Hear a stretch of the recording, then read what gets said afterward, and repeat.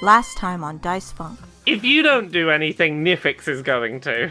No, he's gonna pull the French fry off of his fishing rod and throw it towards the Nidhogg.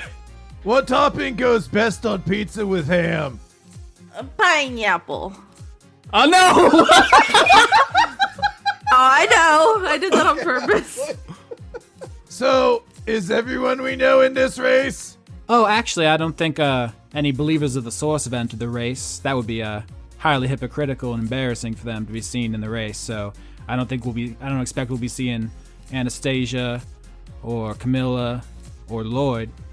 I thought you two had gotten broken up and you weren't going to get back together, though. Yeah. Nifyx uses Zone of Truth. I'm gonna go with King's question and just go, are you a slardy? Are you gonna answer that one for me? Can you say no to that? And a botched. All right, so Cordelia, you stalk through this building invisible. You get to the roof access door. You jam your pickaxe in the door, and then you just karate kick the pickaxe so hard you bend the pick on your axe. Every time you use that pickaxe, something... Honestly, I'm starting to think this thing is cursed. And hey, Myro, would you like a pickaxe? It's too big! So I have Eldritch Blast, so I'm gonna use that to just blast open the handle. The door flies off onto the roof and clatters onto the stone surface of the roof. Oh no! Oh no! Oh no! Oh, I didn't even warn you this was a possibility. Oops. It's fine. It's just the Lady of Pain upstairs. She's just hanging out.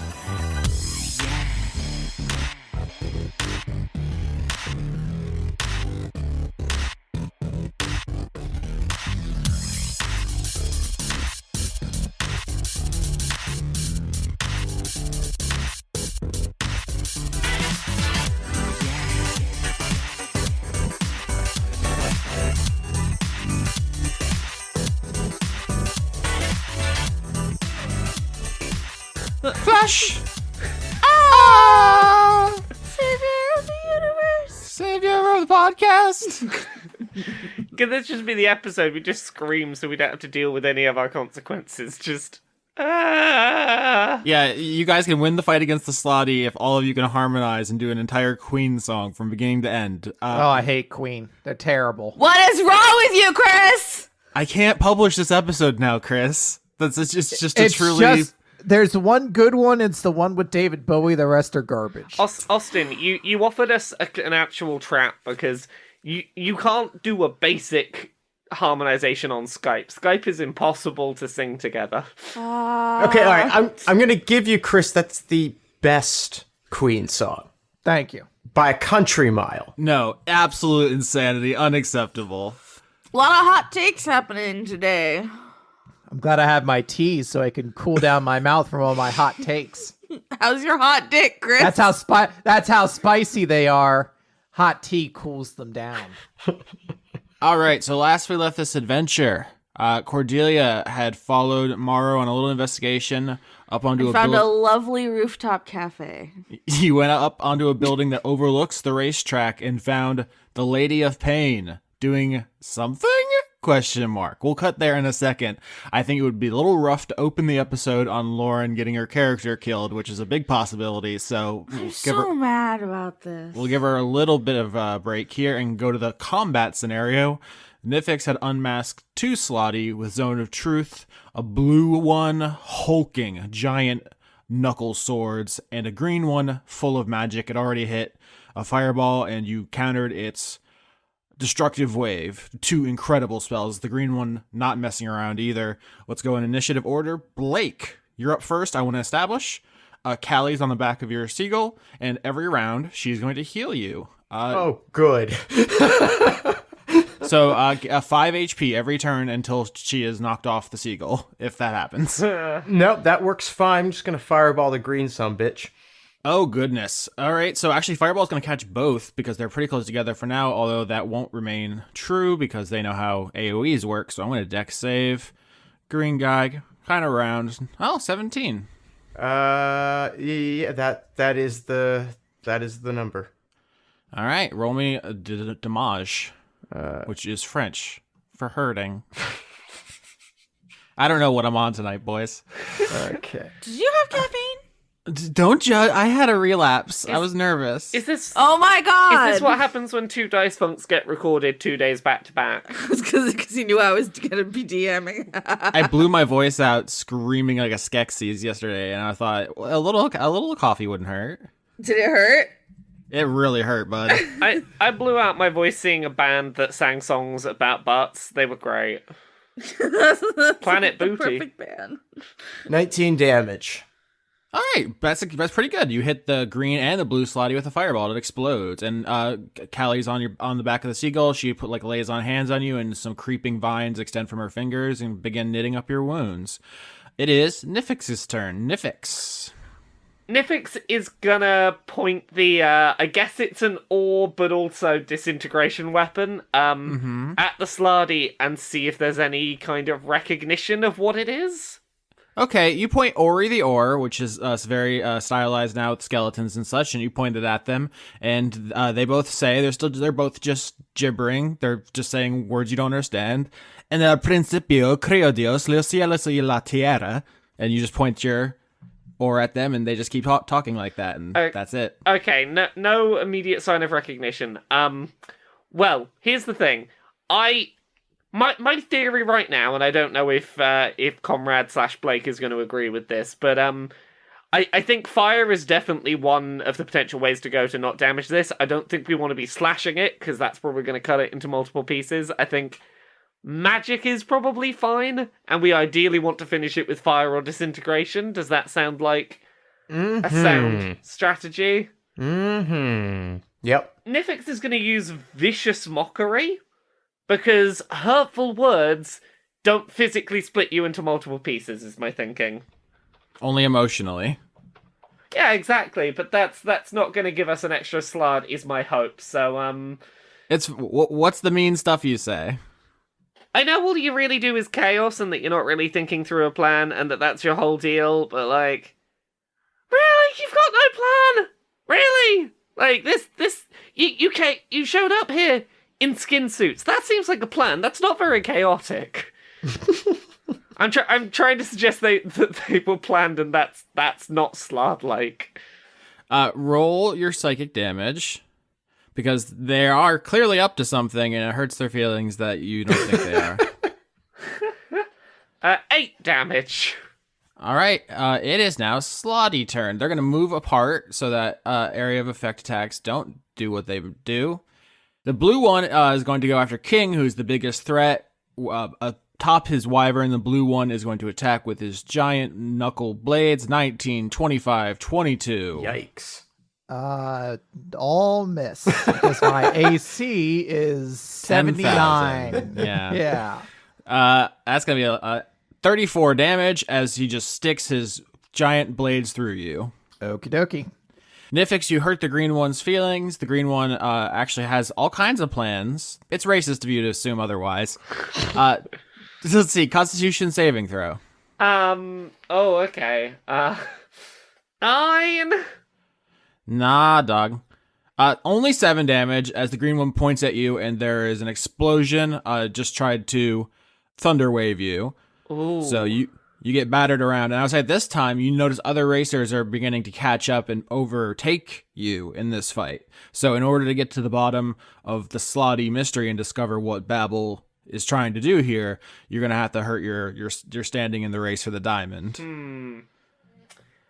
Or I could just disintegrate this frog. It is difficult to interrogate someone who's incinerated, but it's always on the table. It is now Lynette's turn. I'm gonna Kona cold them, because freezing them isn't splitting them into 1,000 pieces. 13. Fuck off. Oh no. 43! Bow. Yikes. Oh dear. So Lynette, you just start freezing the green slod solid. That's painful. Yeah. King Badass. Yes. I'm here at the table. The lines blurring between character and Man. person are blended and gone now. I don't think so. What's a character? Chris, do you think King Badass would have a better control of your life if you switch places? Oh God, yeah, everything's so simple for him. He just works out and fucking hangs out with his kid all day. He doesn't constantly second guess himself. Yeah, no, it's great. God, what a life. Ignorance is truly bliss. I can't. Okay, so what would Chris do in this situation? Riding a giant flying elephant, fighting... He'd have fallen off by now. He's so fucking clumsy and stupid. It'd have been a mess. And he would have forgotten the word. He'd have been like, fucking papaya, and then splat, he just hits the ground. Papaya. I do hope your final words are papaya. It probably will be. But what about the guava? Guava doesn't sound enough like pineapple that I would mix them up. Well, that's true. Now, Austin, That's me. I would like to sumo the blue slotty. All right, do a sumo roll. What is that? Acrobatics, I guess? Do you want to use regular human words to describe stuff? Yeah, fuck it. I'm going to jump to the slotty's mount, and with the intent goal being to wrestle the creature off of their own mount and toss them over the side. Okay, I don't know why everyone has to be so extra. Just say you do damage. What are we doing here? Oh my god! 1 minute it's paint me a word picture, and the next minute... Yeah, right? The word picture comes at the end after the numbers. All right, King, you crit. You didn't yell and scream. The audience craves that part. You want to do it? No, Austin, I'm not your fucking monkey. Okay. What the fuck? They love it when you yell when you get a crit. You're so excited. You're Good. enthusiasm. I'm never going to do it again then. Oh, damn. All right? Oh my God, Chris. What's that? Do you need an adult? Are you okay? I needed an adult from ages 6 through 12. It's gone now, guys. You lost your chance. You just created the lame Lex Luthor. Lamer than Batman versus Superman Lex Luthor, which is very hard to do. All right, so King, you jump off of Lancelot, fly through the air, slam into the blue slaad, and with a crit on your acrobatics, you're able to hockey check him. Just it's probably a cross check with your fly swatter. It would be a penalty. 5 minutes in the box if anybody was keeping track of that. And the blue slaad goes flying off the wyvern, but because it's a shapeshifter, it immediately shapeshifts some of its meaty back flesh into a pair of wings and begins gliding alongside the wyvern. It is not out of the fight. Moonbeam. Uh-oh. That flying fucker that doesn't have anything, it's riding anymore. Okay, read Moonbeam for the audience. A silvery beam of pale light shines down in a 5-foot radius, 40-foot high cylinder centered on a point within range. And until the spell ends, dim light fills the cylinder.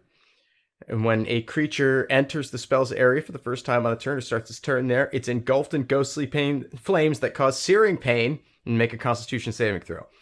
And then it takes a bunch of damage if it fails, or half of that if it succeeds. But because Slotty are shape changers, they make their saving throw a disadvantage. And if it fails, it also instantly reverts to its original form and can't assume a different form until it leaves the spell's light. Yeah, that's the part that I was concerned about. So he did fall. Yeah, it's very bad for him. It's not good for him. We've never talked about that thing that Moonbeam does that it very rarely comes up. Yeah, but it seems relevant now. All right, so you set up a Moonbeam. Nifyx, it's your turn. Lynette is freezing the green one solid. Okay, so the other one is dealt with. It's gonna fall to the ground. It's gonna have a very bad time, right? It seems like it. Okay, let's pick another magic spell that isn't gonna slice the thing into multiple pieces. Thunderclap. 11. 11's not gonna cut it. You're gonna take some damage. Yay. 7 damage. That's a respectable number. Yeah, that'll do. I'll put a little disrespect out there. Why are you like this? You did 43 damage on your last turn. You're gonna tell me you see 7 damage and you're like, oh, game recognized game. Talk to get hit, Austin. I have a spell that could do considerably more than 40 whatever it is damage, but I am holding it back because we want to interrogate this thing, and I'm scared of murdering it. So it is now Slotty turn. The blue Slotty is going to save against the moonbeam, but I don't think it actually matters if it saves or not as far as the shapeshifting thing goes, does it? No, it can, if it makes its saving throw, it doesn't revert. All right, so it's the same. Mm-hmm. Oh, I crit! Yep, that's gonna succeed, Oh, but that's no. fine. It's still gonna take a bunch of damage. And I cast this using a spell slot 3 levels higher, so that'll add in an extra 3d10 to the damage. Oh, no. My big blue sun. It's only gonna take 15 damage because it's taking half. Still pretty good. So the blue Slotty's flying alongside the wyvern that King is on. You hit him with a moonbeam from the sky, and his transformation starts going haywire as moonbeam reveals shapeshifters. And he saved well enough so he's able to fly down to the wyvern and land next to King before his wings retract, and he's just a normal toad. So he doesn't plummet out of the air and die. Instead, is going to duel King on the wyvern. King, hi. Yo. Oh, sorry. Yo. 24, 23, 18. Yep. All of them? Yep. Oh no. 32 damage as he just begins stabbing you over and over and over again. It's not fun. I'm not gonna lie. All right, Lynette, you see King and the blue Slotty are dueling to the death on the wyvern. You have the green one pretty well handled. Oh, actually, I'd have an attack with the green one. Never mind, ignore my entire face mouth. The green one is getting shad-racked by Lynette and is going to try to end your entire scene. Lightning bolt. Dexterity saving throw, Lynette.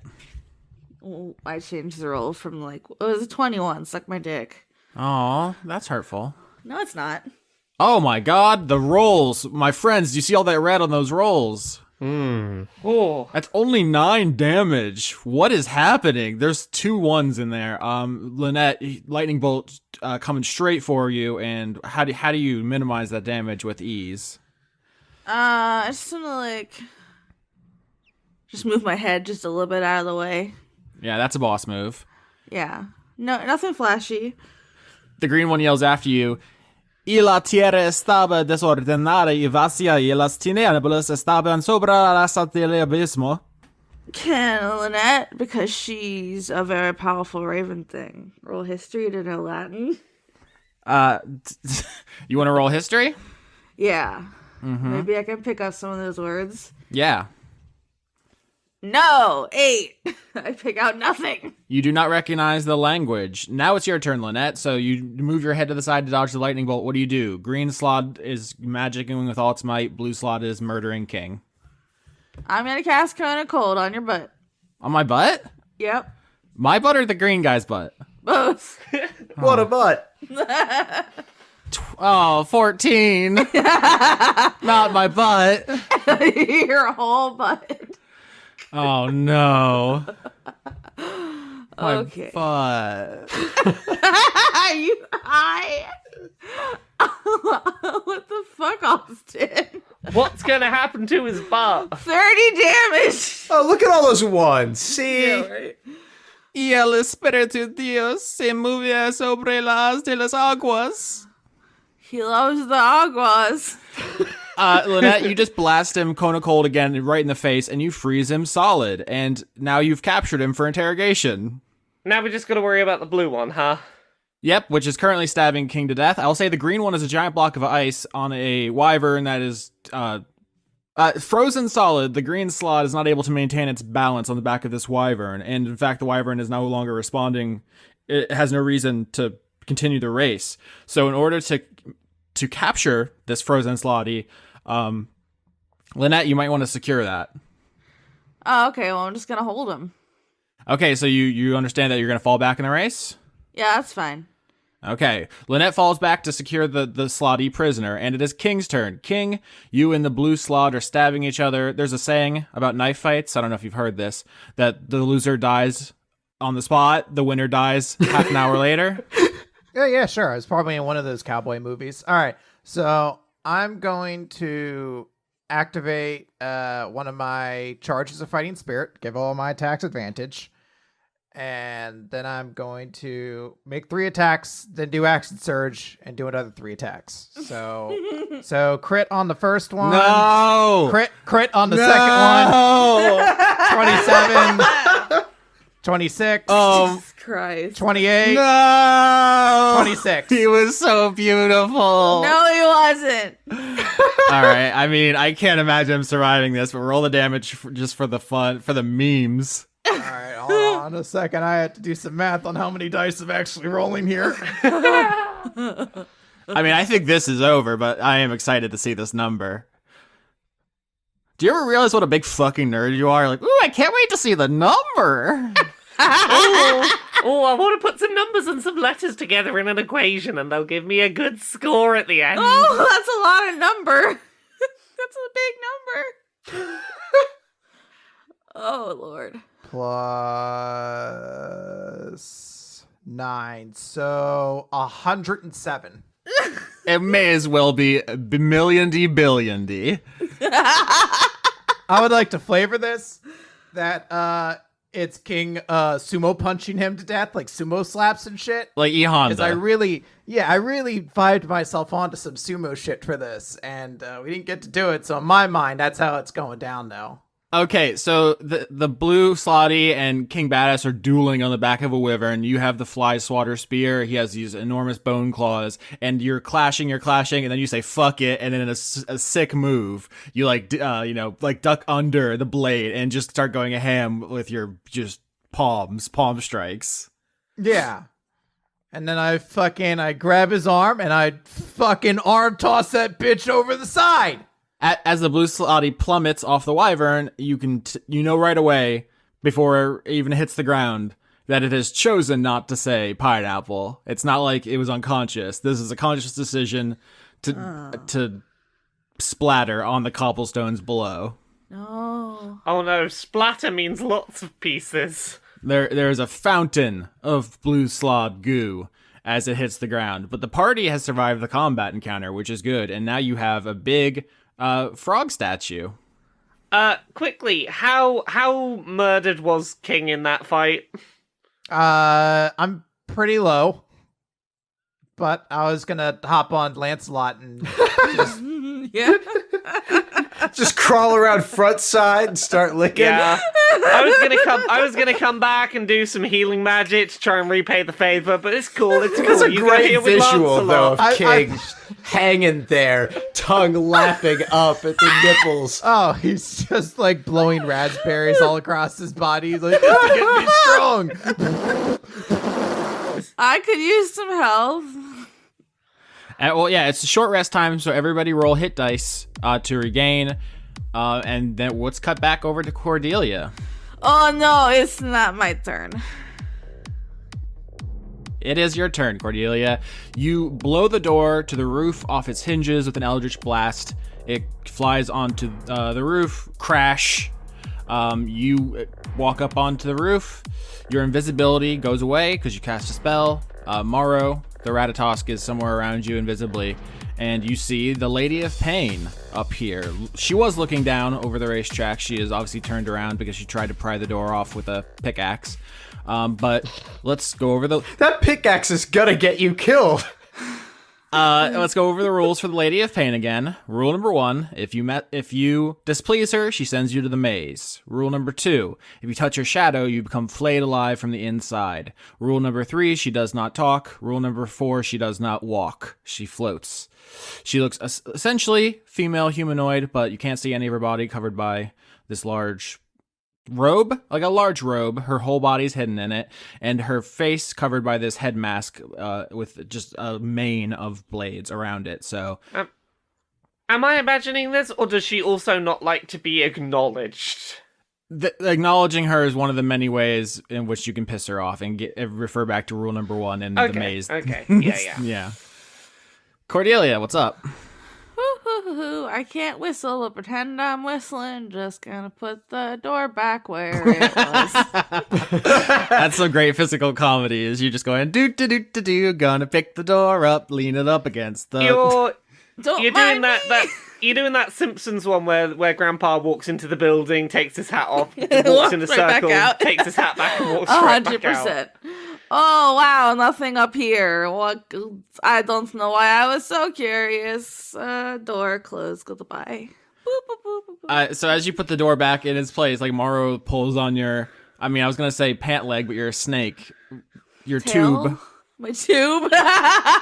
your clothing tube, and he's trying to stay silent to not draw attention, but he's clearly saying like this is your moment to figure out what's going on here. The Lady of Pain was watching the race from above for some reason. Okay. Do. Opening the door again. Oh, hello. Ciao. I also love to watch the race. I should say there is no day and night in Sigil. It's kind of always a noir, dusky, somewhere between twilight and sunrise. But she's casting a shadow on the roof, which extends from the edge where she's standing to a couple steps in front of you. And it's just like this looming darkness that separates the two of you. Oh, I'm just going to take a slither back. Mm-hmm. Love to respect a personal bubble. The most personal of bubbles. I did not mean to break your door. I just like to solve mysteries. And I thought maybe there'd be some treasure or some shit. I don't know. Some slotty. So if she reacts in any way to your words, you cannot tell. Her mask betrays no expression. Yeah. An insight roll Okay. on the lady? Okay. Maybe 18. What kind of vibes that lady got? What kind of vibes, indeed. With an 18, what I'll say is the lady seems surprised, taken by surprise, like whirling around when you blew the door off the hinges, and seems to be watching you with interest. I think maybe you recall the concept that the Lady of Pain is omniscient in Sigil? I'm pretty sure. Which I suspected before I rolled insight. For like the whole week I thought about it. But now that I put 2 and 2 together with that insight roll, good job me. I don't think that's the real Lady of Pain. And I'm gonna aggressively thwarp at her and cast Dispel Magic with my Thwarpy fan. So you brandish the folding fan made from the feathers of the Metatron, and you whip it at the Lady of Pain, who recoils rather violently. I think actually says, "Fuck!" I got you! Hits the ground, because she was floating a couple inches off the ground, as the Lady of Pain is known to do, but falls to the ground, hits it, and stumbles back off the edge of the building. I'm going to fly, because I just do that all the time. Would it be a dexterity to try and wrap her up, because I'm a snake? I think you got to catch her first. She fell. That's the way momentum works. I think is she's falling off the side of this building, and you're chasing after her. Ah, shit. I want to get her. Maro, do you have any parachute nut? Yes, I do, but you got to catch up. It's not about slowing your descent. Do you have an engine nut? An engine nut. So you go flying off after, I guess, and Mara throws an explosive nut after you and is just going to try to hit you with a bomb that knocks you into her? Yes. Very irresponsible of both of you. No. Tornado nut. It's too late. He's already thrown a bomb nut. Is there a spell of not feather fall? Can you put that into a nut? That's just called falling. That's regular fall. Bowling ball fall. No. All right, Cordelia. Do I get her? Ooh, 27 damage. To me? Mm-hmm. Well, it happens. So you survive that? Sure. I live. Okay. I'm not sure if I believe you, but I can't do anything about it. Cordelia, you're blasted into the Lady of Pain, and now you're struggling in midair with her, and she raises one arm and magically conjures a blade, much like the ones in her mane. And I'm saying her, you don't know what species or gender or sex this character is, but I'm using that because that is the way that the Lady of Pain is traditionally referred to. Regardless, she rams this blade through you. I'm always getting stabbed. Yep. I will hear none of this complaining, young lady, about being stabbed repeatedly. It's like the same spot every time, though. Yeah. 22 damage. I have 9. 9 health left. Nice. What do? You're falling off this building. The ground is rising up to meet you. Are you technically over the racetrack now because you've fallen? She's like right next to the racetrack. There's a barrier to prevent people from interfering, but she's right there. Like the racers would pass by her close enough she could reach out and touch them without the barrier. I was just wondering because, I was wondering if saying pineapple that close to the, Pineapple.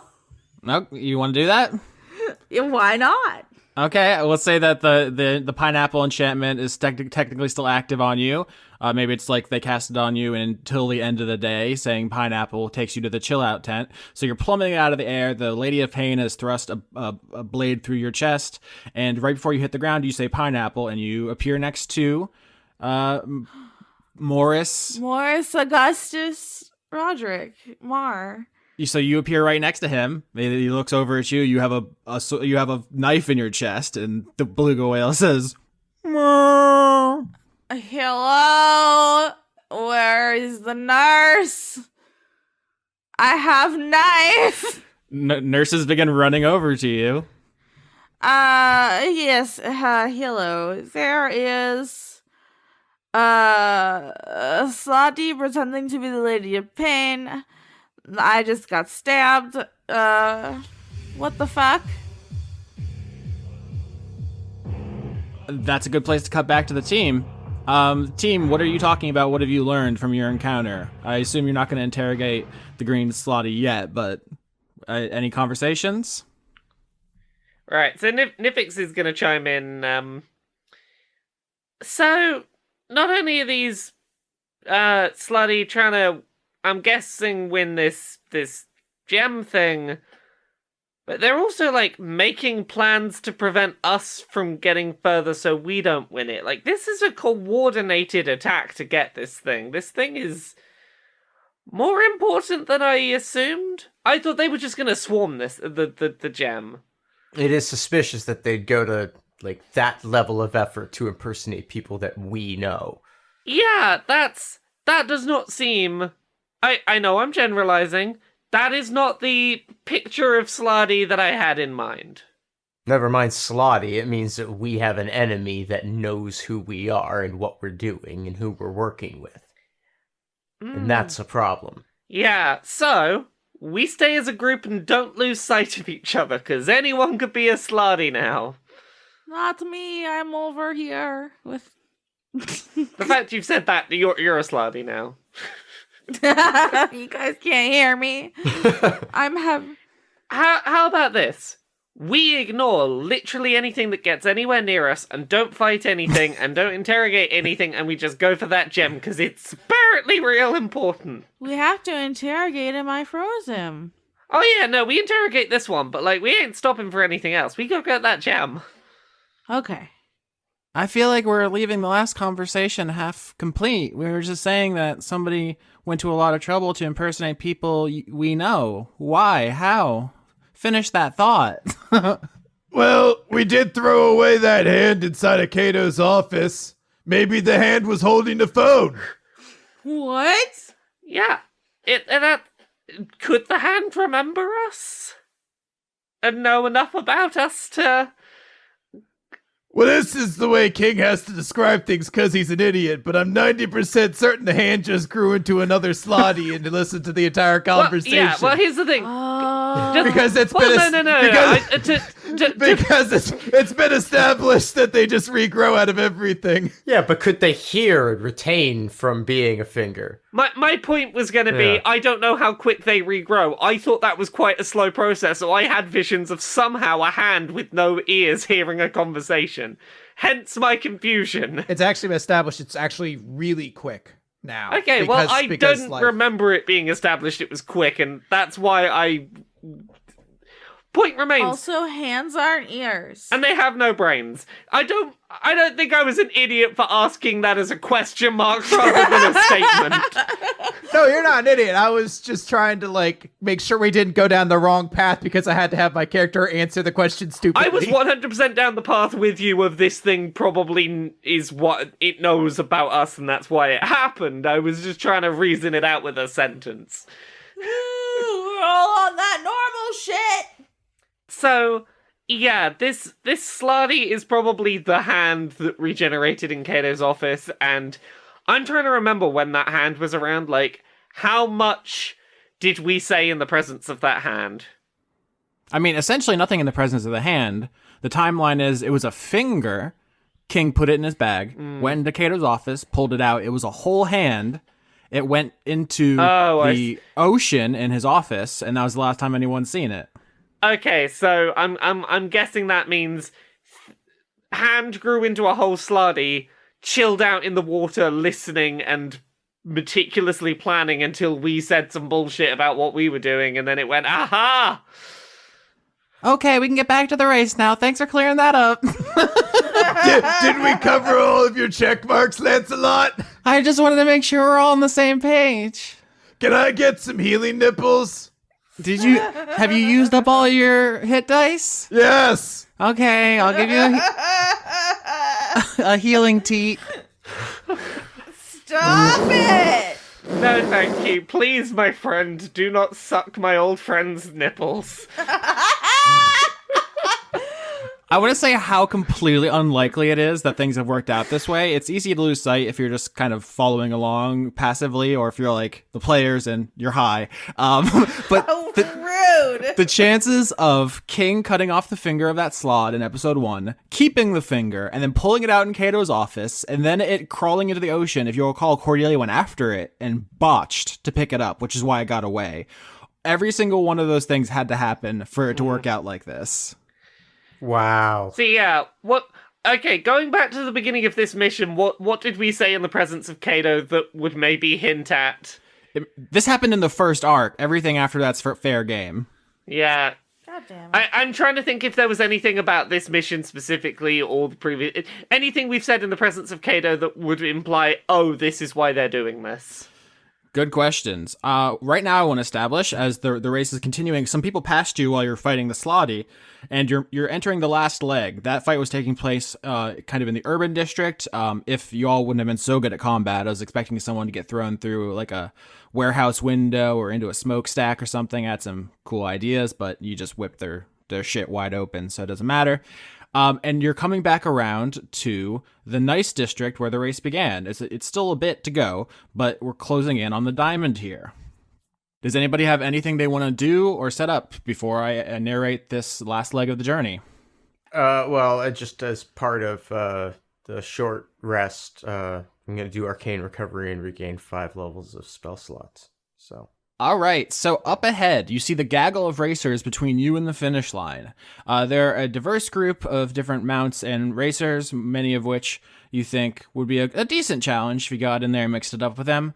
But there is something that catches your attention immediately, and that is 4 snow white Pegasi, absolutely gorgeous animals, who are being ridden by 4 angels made of light. Yeah. Yep. Are they coming for us, or are they heading in the direction that you would head to do the race? I mean, they're in the pack of racers, and they're absolutely tearing them apart. This is so. If you had taken the side quest to the Gatehouse Asylum, which was a quest about the virtues, if you recall, you would know more about what's going on right now. You did not, so this is all coming as a pretty big surprise to you. There are 4 of them. and they are methodically crushing the competition. One of them is lightning fast, and in fact is exuding an aura which makes all of his allies faster. This is diligence. Their ability is them and everyone who is allied with them has haste at all times. Then there is patience, who is exuding the opposite aura of slow on all enemies. So it's like the people they're fighting are moving through molasses while they are the Flash. A pretty deadly combo. Then there is temperance, who can cast control person as a reaction on anyone in response to their actions. So anyone who tries to attack them is grabbed psychically and held in place. And then there is kindness. So if anyone gets over the massive difference in speed and gets past temperance's hold person and actually damages one of the virtues, kindness can heal them as a reaction. Okay, so I have one question before I throw something out there. If we leave them to do what they're doing, it will very soon be just the four of them ahead of us, correct? Yeah, they're going to win this race. They are an unstoppable force together. Their abilities complement each other perfectly. I want to wait until it's just the four of them ahead of us, and then activate the conduit of challenge against their team. I would also, if I'm allowed to, I would like to roll religion, and I feel like because I'm Lynette and I am living with Anastasia at the moment that I should get advantage. Okay. Because I want to know about, I only rolled a 14, I just want to know any more stuff. So I would say that you've defeated charity and you've defeated humility, and there's these four, which leaves only one. Chastity. Exactly. You don't know where Chastity is. You're, in fact, missing a good deal of information because you didn't go to the Gatehouse Asylum. But that is what I'll say is there's one virtue missing from the set, and these four are probably unbeatable. Yeah. If you try to fight them, they will be fast, you will be slow, you cannot hurt them, and if you do, the damage will be healed. This is why I don't want to fight them. I have a very specific challenge I want to challenge them to. Oh, yep, that's a perfectly valid choice. I just want to establish that they are extremely, extremely dangerous. If they see you, they will descend upon you, and you have every reason to believe that they can take you. So, conduit of challenge. I wish to challenge them to a no magic, no conduits, very simple children's game of some kind. Like, I don't know how to flavor it right now, but it is stop here and we do a thing. We're just gonna do a simple little task that involves no magic and no conduits. You just come deal with this, and the rest of the party can go win the race while I keep them busy with the challenge they're stuck doing. Oh, so I see where you're coming from. I like some of it. I will say they're not stupid, and they're not going to deliberately only go 4 against 1 so everyone else can escape. Like, that's just not something. Your conduit doesn't force people to accept dumb challenges. Like, I challenge you to shoot yourself in the face. Like, that they're not going to do that. Okay, I'm not saying you can't challenge them. You can challenge them to something cleverly worded and that you'll be able to turn the tables. But they're not going to say, like, oh, we're stuck here doing a stupid thing while you win. Yeah. So that's what's going on. The 4 virtues are ahead of you. They're between you and the finish line. If they recognize you, they're going to pounce on you, and they're probably going to tear you to bits. Yeah, they're not gonna recognize me. Okay, so if we can find a challenge to challenge them with, Blake can get past them. How can we distract them without getting murdered? A wet t-shirt contest. This is a sports competition. They cannot murder you. Oh, just challenge them. Just start fighting them and let Blake get past. Yeah. So we could roll, like, blow by blow and go through a whole thing where they methodically beat all of you into unconsciousness. Or you could write me a chapter here where each of you describes how you hold your own until you are defeated by the virtues as Blake goes around and lets this happen.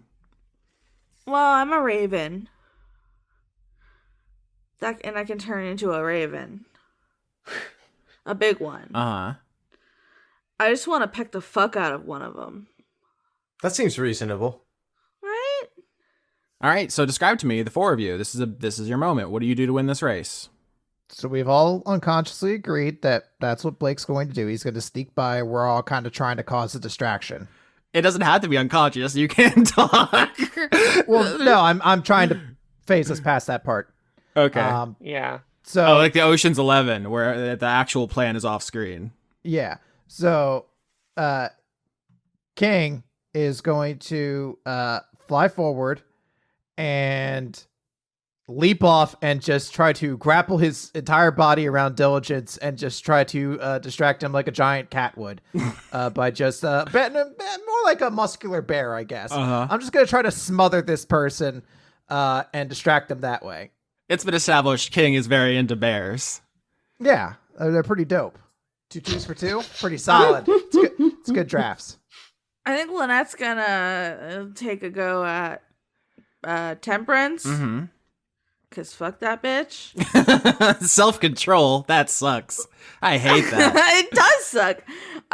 So yeah, just a good solid eyeball pecking. Oh, okay. Are you Going for those eyes. Did Lynette turn into a giant raven and then her and her mount are both encircling? Oh yeah, it's like classic slapstick. I peck one shoulder, they peck the other shoulder.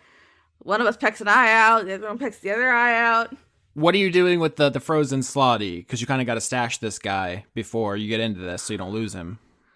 And I don't think Blake is strong enough to carry the Slotty. Like, what if we tied them together? Well, and I got Callie on the back with me. Yeah. So one thing I can say is King is not using Lancelot right now. He just leapt off of Lancelot to just face smother this guy.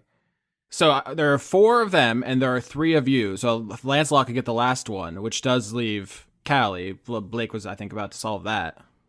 Yeah, well, Callie could just top off and grab the Slotty and take that for us. Oh.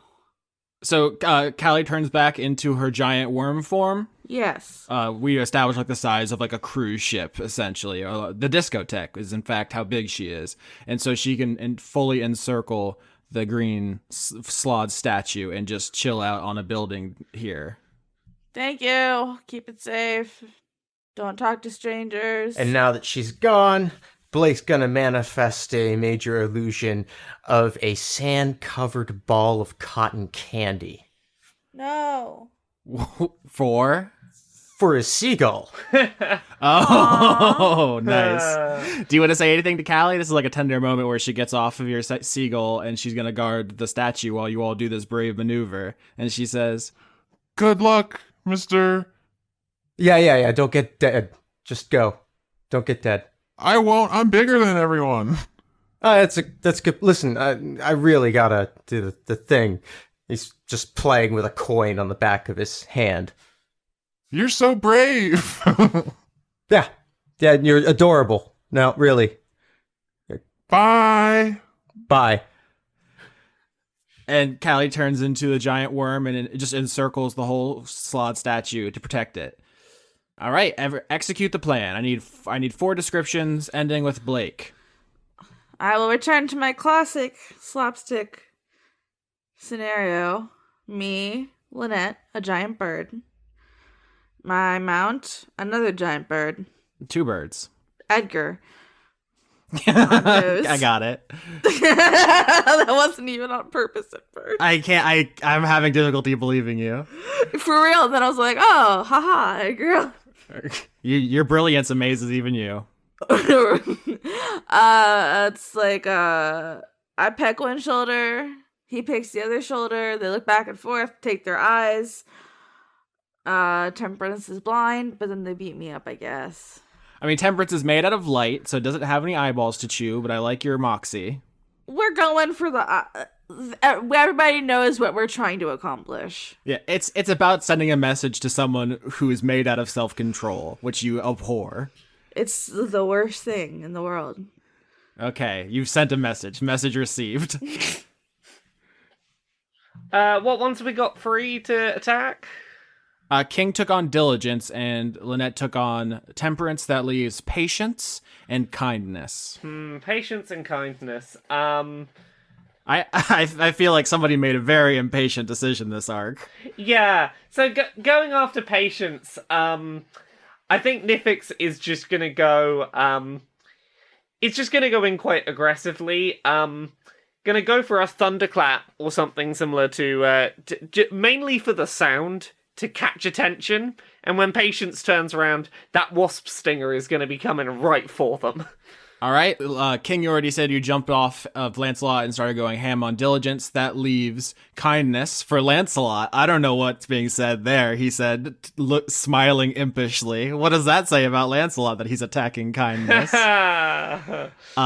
He actually turns into his giant mastodon form and starts swinging on kindness. And this is the ruckus here. 4-on-4. Blake, what are you doing? While you, unrecognized, slip through.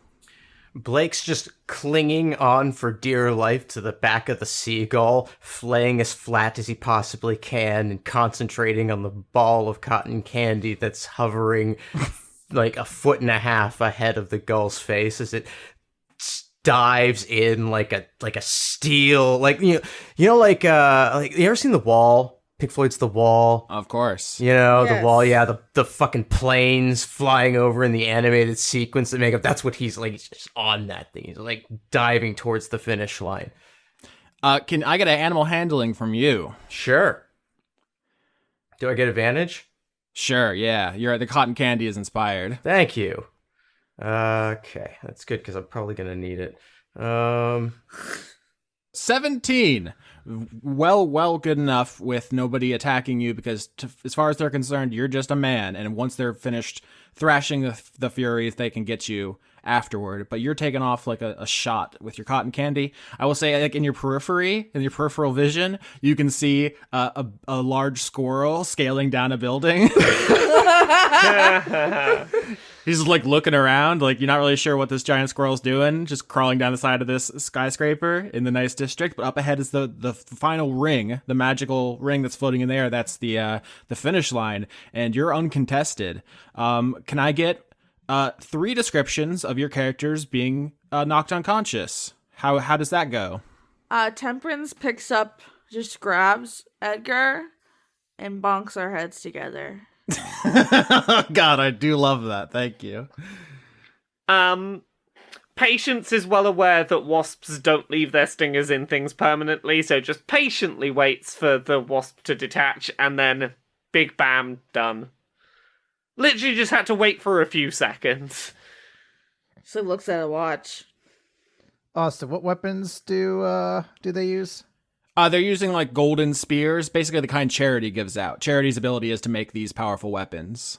Okay, so I'm gonna co-opt what Lancelot does as well. So King is just going to try to suck in as many shots as possible, just kind of steel wall himself, and there's a lot of impalements and things like that. But his last bit of effort is, and Lancelot's pretty getting beaten too. He's going to try to basically use his legs to kick Lancelot forward.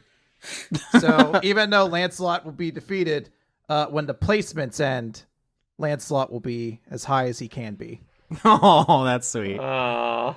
Yeah, so Lancelot is going to come in what? So Blake's first, the virtues are second, third, fourth, fifth, and then Lancelot's going to be in 6th place as he takes a spear through the tummy and pineapples out.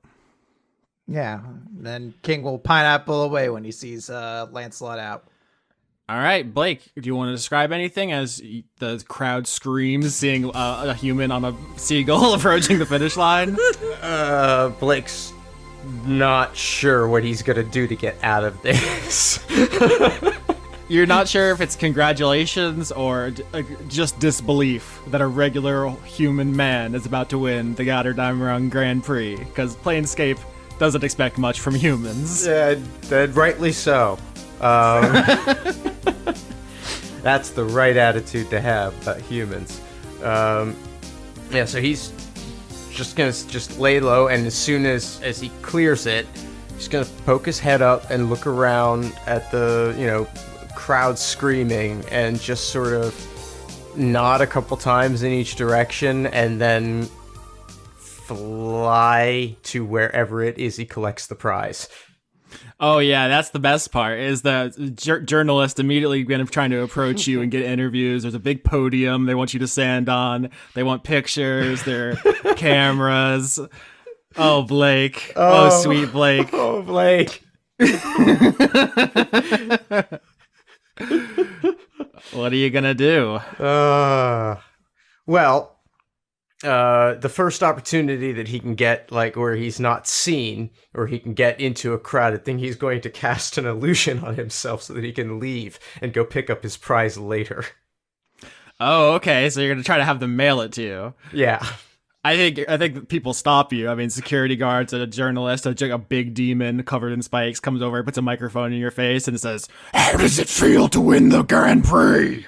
Oh gosh, I never really thought this would happen to me. Do you have a message for your fans? I'm going to Disneyland. And so you're just gonna. Why don't you make a sneak? I think to try to get out of here before that more people broadcast your image. Yeah. Okay. For the record, I had this race 2 years ago because I write 2 years ahead. I had no idea your character was going to be this publicity adverse. It's just a coincidence. I've funny, just though. realized this means that no one's going to be able to remember who won their really important race. They do it every year. I can't see that roll. 7.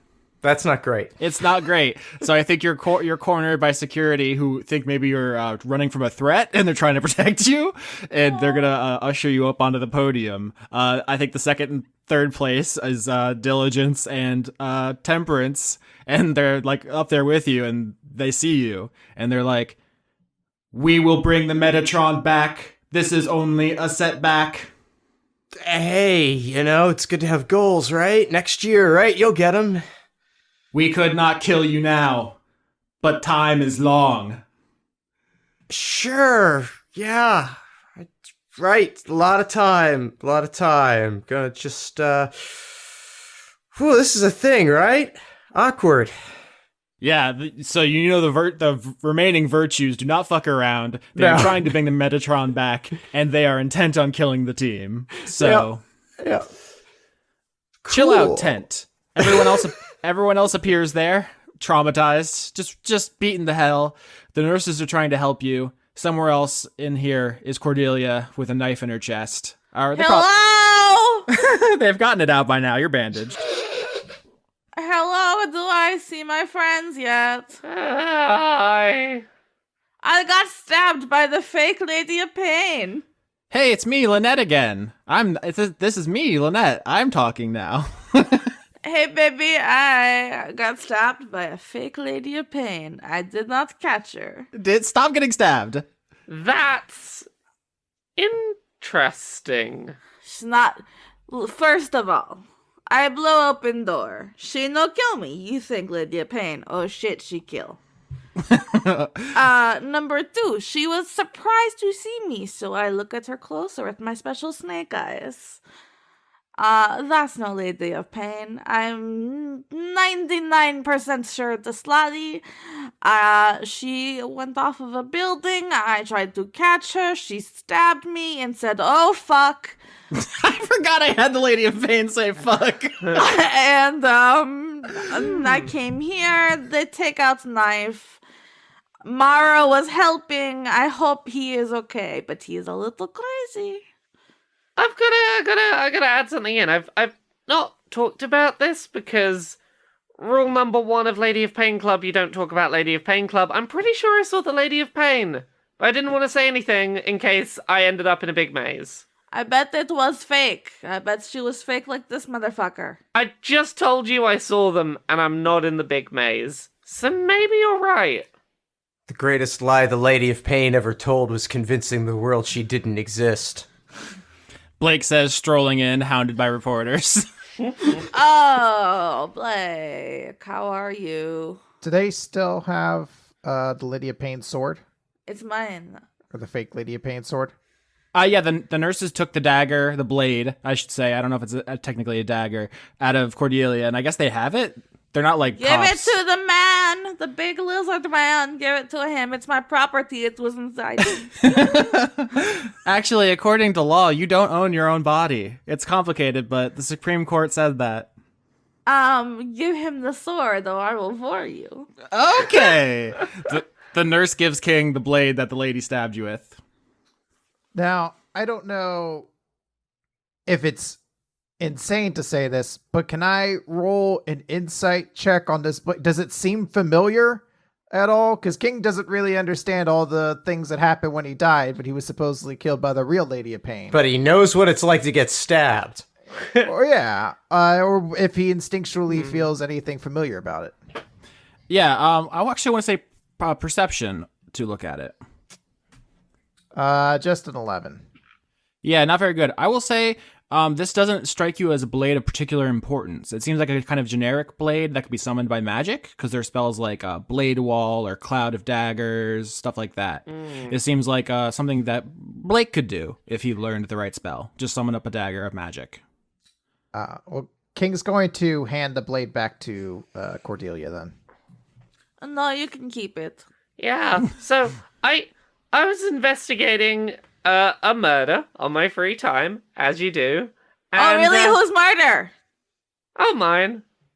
Oh, neat. That sounds fun. I'm dead. I was curious how it happened, and yeah, I was doing a bit of investigating, and then I thought I saw the Lady of Pain, and I said nothing because I was pretty sure just saying the name would be enough to end me up in the maze, and I'm not in the maze. I mean, if you really think about it, I don't think any of us are really, like, enough of a thing to warrant a visit from the real lady, you know what I mean? Like, we're all great, but, like...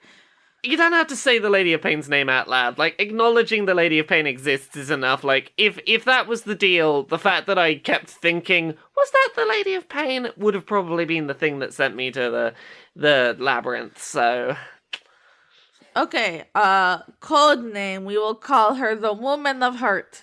So, she's currently, like, the Woman of Hurt is, like, was top of my maybe they killed me list, but, like... They have a lot of faces, maybe that was something to do with not thinking about who they are, you know. But maybe it wasn't the Lady of Pain. Who knows? The Woman of Hurt. The Woman of Hurt. I do love that as a way to refer to this character without being confusing. We have a name. Yeah. Okay, so, we should see where it went, the slotty that is pretending to be very powerful, scary lady. Also, I did leave Morrow, and I don't think he should be unsupervised with all those nuts. I will say Morrow comes bounding back to the chill out tent after a little bit, actually with Simon. Oh, little buddy, also a robot. Hello, it is I. We had previously established a meeting was to occur after the race. We sure did. I remember this. Hey, friend. Maybe we didn't see the Lady of... I may not have seen the Lady of Pain. Woman of Heart. Woman of Hurt. That seems highly unlikely. She has been spotted very rarely, and those accounts are disputed. Yeah, but, like, I thought I saw the Woman of Hurt, and then Cordelia thought she saw the Woman of Hurt, so there's someone running around looking like the Woman of Hurt. We know it's not her because they said fuck. That is very unlike her. The one that I saw didn't say fuck, but, like, next time I see them, I will shout fuck and see if they shout it back.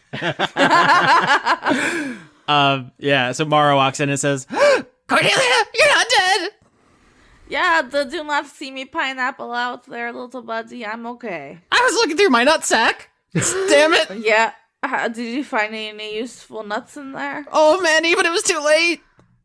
Oh, no, I'm okay. Did you get the slotty? What's Lottie? The Woman of Hurt. Why would you think she's a slotty? Because she said fuck. Oh, many species say fuck. I don't believe that is known. She doesn't talk. That's her thing. That's her whole thing, Morrow. We saw some slotties dressed up as other people, and potato, all the disguised people are slotty, probably. Sladeto soldato. Morrow tells you that he didn't find a splattered Slotty on the street, so... I got stabbed. Hmm. You want to see? Okay. Simon says, that is very interesting. However, I have come to talk to Nifyx about a quest. I want to know. Give me like 2 seconds, Cordelia. And I'm gonna go follow Simon. I want to go on the quest. Is the quest a secret? I don't know. I don't know what you've come. Is this to do with the thing we've been doing? Yes, that is the thing I am focused on now. Oh, okay. In that case, I kind of just told everyone. Yeah, I'm investigating my death. This is Simon. Simon's helping.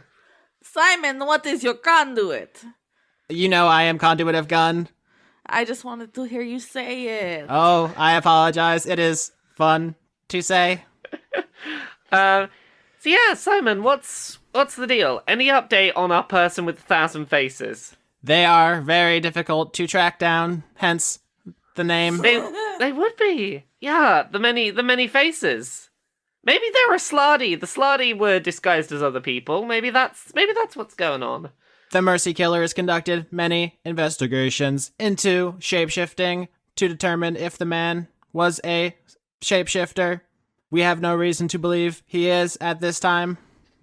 So a man that doesn't shapeshift but still has many faces and is difficult to see or remember or pin down. Sounds like a ghost. It is possible. It is an undead. Oh, a ghost. You know, ghosts love to cause mischief. Like a vampire, or maybe it's a lich. Yeah, Lich. That's a good thinking, Blake. If you kill the original Sire Lich, does it kill all of the Lich underlings? I was trying so hard to not say it, so I'm glad you did. Anyway, what I came to say to Nifyx was, there are many cases involving men with 1,000 faces. He is a prolific killer. Perhaps it would behoove us to dive into the archives of the Society of Sensation to uncover memories related to the killer. Oh, we have an in there. Lynette, she knows them. Lynette says, well, not just me. You joined too, right, Cordelia? You said you were going to. It's a work in progress. Oh, what's that mean? She said. She That looks. means She they gives you the didn't. look. It means that they didn't like what I had to offer, so I need to develop more of a personality so that they'll accept my memories. I'm sorry. Lynette says, well, the archives are very advanced. They work on a kind of keyword system where you can cross-reference different concepts, different clues and memories to find information that would be very hard to obtain otherwise. But since my girlfriend said she was going to join the faction, I'm sure she can help you. I feel like you're not allowed. I feel like you are not allowed to be this mad at me, when I have been stabbed like 3 times this week. We all just got beaten to hell. I got bonked. Oh my god. Edgar, can you believe this? You got bonked too. Do you look like you're complaining? I think not. So, where'd a guy go to get his diamond? Yeah, I think at some point when you go to leave, race officials will hand you like a magically locked box that is only openable by Blake at this point, and it'll have a giant diamond in it. So you all will have a 1-up. If someone dies, one more time, you get to bring your character back this season. One last time. Perhaps more importantly, the slaadi don't have it, and we thought they maybe wanted it. So the party is going to split with the NPCs here. Everyone's going to go off and do their own thing. Simon's going to continue investigating the man with 1,000 faces. Lynette's going to do more recon for Kato, and Morrow has to go recharge his nuts. There's a refractory period. Gotta fill up those nuts. You gotta do it. The Furies are gonna go interrogate the slaad that Lynette froze into a statue, and on the way out, the race officials hand Blake his diamond. So that actually worked out pretty well, all things considered. Yeah. Yeah. I think so. Yeah. Yeah. Let's tie this slotty to a chair and beat him sentenceless. You want to give that one more shot? My voice cracked. Well, I don't know why I came here tonight. I got the feeling something ain't right. This really is a very Reservoir Dogs arc. But yeah, let's cut to on top of a building in like the abandoned warehouse district where all the fights and Power Rangers take place. I want to slap him with my tail to wake him up. Okay, I think Callie is like coiled around him, so it's just like his head sticking up out of her giant worm flesh. Yeah, slap, slap, slap. Slap, slap, slap.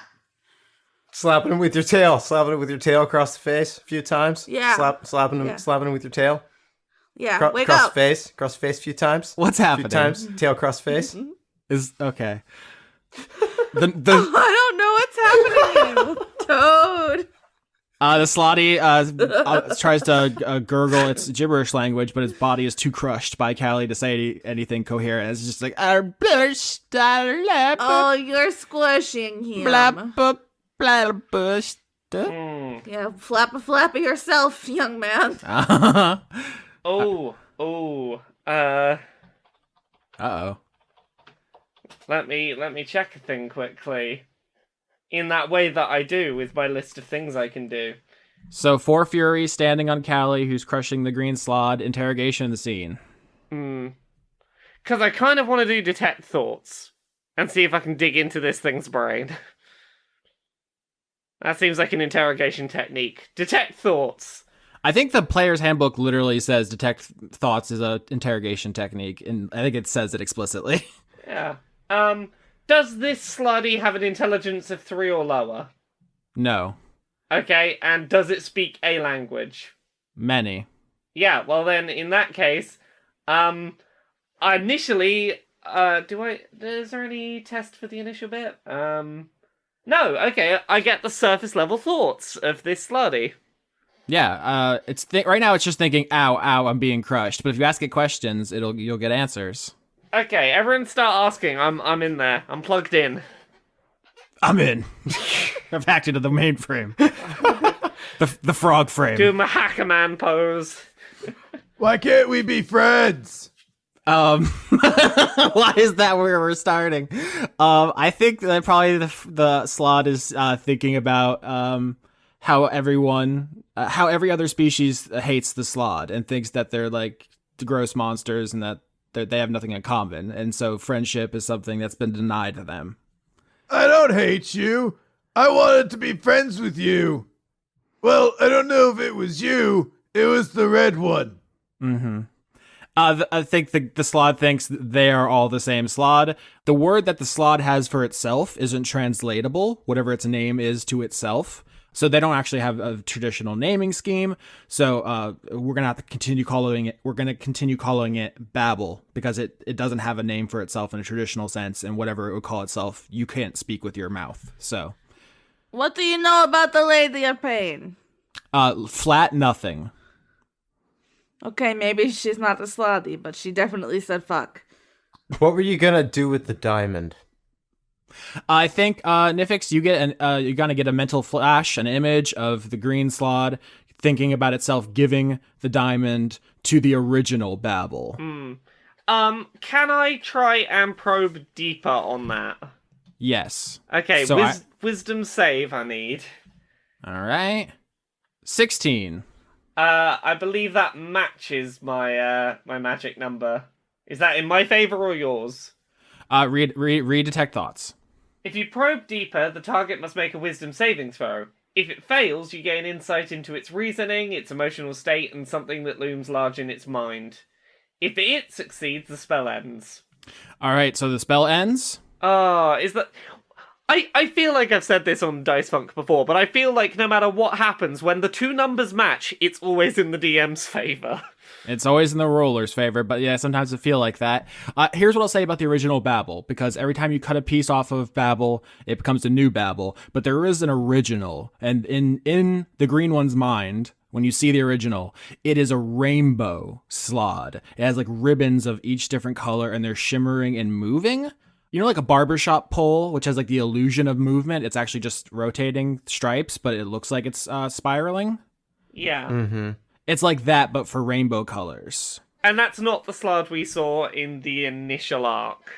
No, that was a red one. You have every reason to believe that's like the green and the blue are just ones that have been cut off of the original years ago.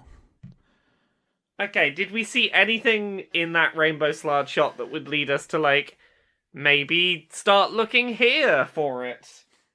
No, but I have added to your list of locations to visit, because if you'll recall, at the beginning of this arc, I kind of broke down, like, the world map here. So let's go over this again. The places you can investigate are, first, the Hive, which is a ward in Sigil, which was controlled by the Chaositex, a faction that worships chaos. This was found by Roy, our boy, when he followed the Slaad scent. So that's the first area. The second is the Gatehouse Asylum, which is controlled by the Bleak Cabal, a faction that believes the world is meaningless, therefore we need to find our own meaning. And you heard that there was a virtue cited there.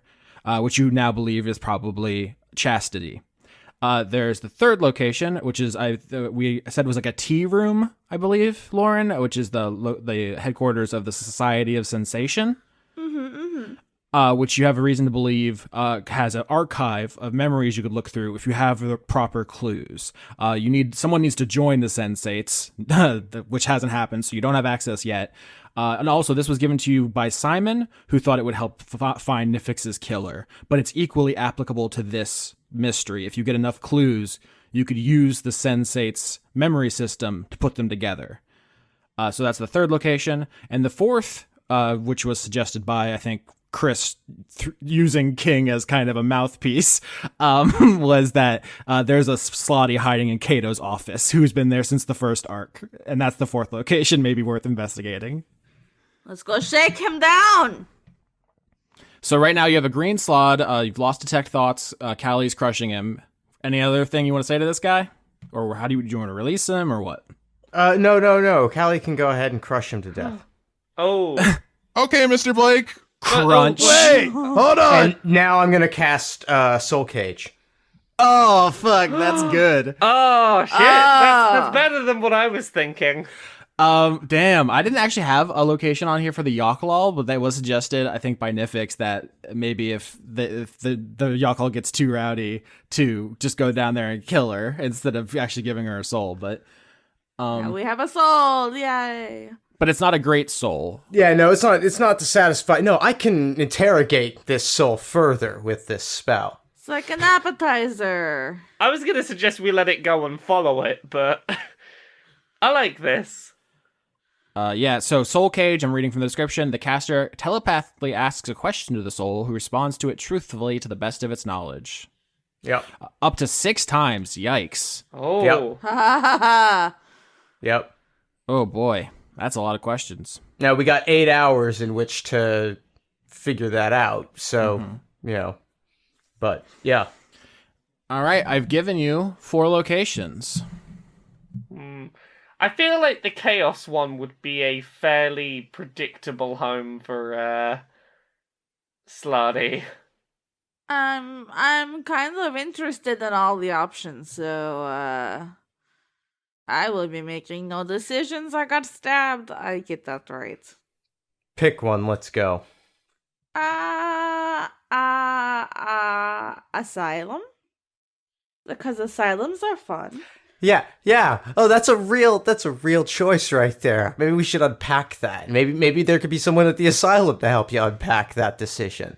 How about I don't No, the asylum's fine. Asylum's fine. Yeah, Just okay. go to the asylum. I'm just going to say, you said make a decision. I made a decision, and now it feels like I'm being punished for it by my roommate. Oh no, I'm just saying it seems oddly fitting. That's all I'm saying. Oddly fitting. Says the man with the soul in a box. Yeah, soul in a box and dishes in my sink again. You know they're not mine. I swallow my food whole. Oh boy. Neither of you have decided we're going to the asylum. We're doing it. Go. Hooray! Because it's October. What's October? I don't know. All right, so I think before you leave the interrogation scene, Callie turns back into her little gnome form and says, Mr. Man, can I come with you? Mr. Man. Yeah, you know what? Why not? She's baby. She specifically what this is about is she wants to spend enough time.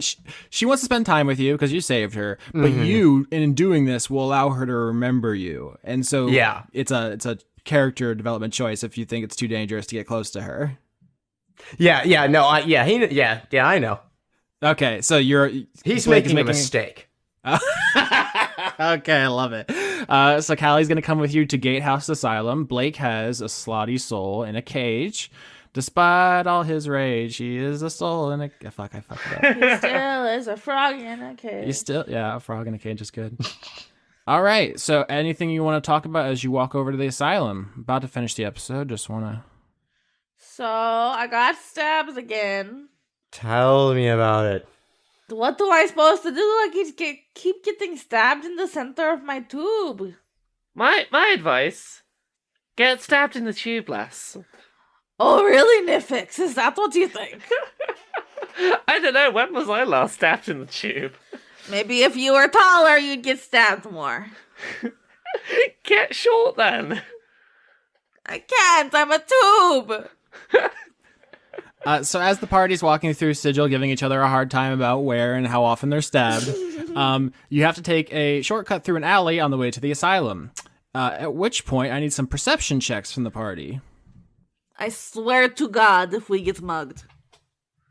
21? 14. 19. All right, the party passes. So you notice the walls in this alleyway are moving. Hey, you stop that! They're cover blown. The walls begin climbing down because they are actually hundreds and hundreds and hundreds of spiders. Oh, are these friends of the big spider? Debt collectors. As far as I know, we had no due date, but okay. You were told about anticipatory repudiation. Do you think I care? I'm not saying a goddamn word.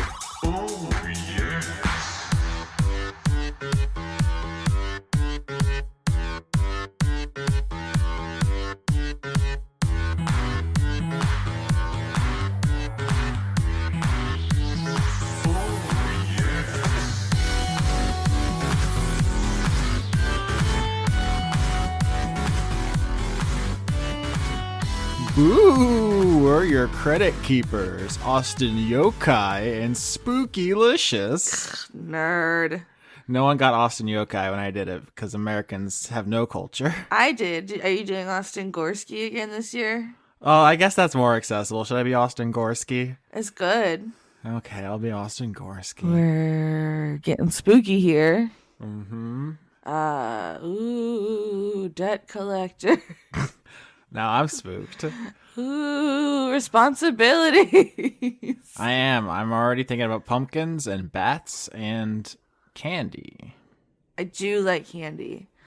All right, October 2019 credits. I have a special spooky Halloween announcement, which is I went through and I changed it from alphabetical to pledge. So now if you want to stunt on all the rest of the community, you can get on the top of the list by having more success in our capitalist system. That seems rude. Is it? Yeah, man. Gotta let the pores play too, I say, as a poor. People were gaming the system. They were just putting more and more punctuation at the beginning of their name to skip it to the top. And Austin's having none of that. No, also, I just realized I could do that. I'm extremely dumb. Executive producers for Halloween 2019. No, that's what this month is called, Halloween. The whole month is Halloween. Joseph Tombrello. Extellaris. Jade, Squire of Sir Octopus. Octopus. Arcanist of Rhyolea. Brent, still every episode of Dice Funk. Goatly. Devin, Conduit of Evolution. I bet there's going to be some new EVs for Sword and Shield. Oh, fuck. Give me that new EV. The Cult of Gorfanax. That's the sound of you looking for your place. Rob Dakin, Conduit of Delay. Johnny is my celebrity hall pass. Fuck you too, Austin. See, that makes sense. I would fuck Johnny. Paul Mullen. Allison the Purple, conduit of TPK in first D&D sesh ever, and my boyfriend was DM, which means he's either extremely funny and cool or very bad at DMing. Both are good options. Toshiro Kuro, conduit of forgetting both my password and birthday and hoping I... And then ran out of space. Toshiro Kuro forgot a lot of things this month. Oh, fuck. Andrew Grothin. Francois V. Hedron Master. Lord General Bone Shitter. Oh no, you just spoiled my villain for the next arc. Lord General Bone Shitter is a very good name. Nefis Decidia, a lonely gay sheep. Random. Conduit of Would You Like a Hug? Vinny, conduit of boo jobs. I wasn't sure if that was boob jobs or blow jobs, but spooky. They're both good though. Or if it's just like, ooh, jobs are spooky. Oh yeah, I guess jobs are spooky. You're the goat man now, Doctor. Z23619. Kevin Dobbins. Anthony, patron of Dora. Morgan Rapp. Am too sad to be funny. Sparkle. Oh no, Sparkle. Pet a cat. We need a new holiday for depressed people. That could be our jam. That's called the whole year. All right, sing the next one. Let's talk about snacks, baby. Let's talk about you, Auntie. 'Tis I, Zedster. 69 Spoopy 420, Sean by Lawrence Ludes. A Bozog blew my cover 8, full of hate, now we skate. A buddy cop movie starring Drop Goodwood and Blake Ferris. I feel like having Conrad and Johnny in the same call. It's a powerful amount of whiteness. Oh, I was going to say it's either going to be a disaster or the funniest thing ever. I love them. I'm just saying the caucasity is off the charts. Pot kettle, Austin. A werewolf with the Chinese menu in his hand. Aaron Norgard. Abigail Grace. Adrian Y. Aftershock, conduit of Austin's favorite date ooze. Agent Hedgepiggle. Aki Savalainen. Albert West. Aaliyah. Alex Vepra. An otter eating a jack-o'-lantern. I saw that video and I sent it to you. I know, I sent it to a lot of other people. It's gone viral now. Andrew Birmingham. I hope otters like pumpkins, you know? I feel like everybody likes pumpkins. Because it's like delicious. It's a universal flavor. Yeah.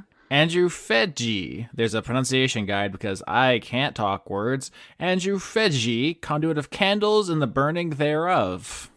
I'm here for it. Andrew R. Andy Harkins. Anna. Anna, conduit of procrastination. Antonio, conduit of snacks. Arachnival, worshipper of the Spider Queen and conduit of Halloween B-Day NRG. Happy birthday? That's an extremely metal birthday to have is Halloween. Hell yeah. Yeah. Ariadne, conduit of sick threads. I like the mythology pun. Arjun de Koning. I just read it. Ash spent $120 on Lauren's titty. You sure did. Austin Korgsky, conduit of Best Boy itself. Austin! More Skeksy's voice. The people crave it. Conduit of gavel, gavel, gavel. The people have spoken. Becky Toothil, property of Janiac. Beef Swellington, conduit of meat. BJ, conduit of miniature giant space hamsters. B-Ray Echo.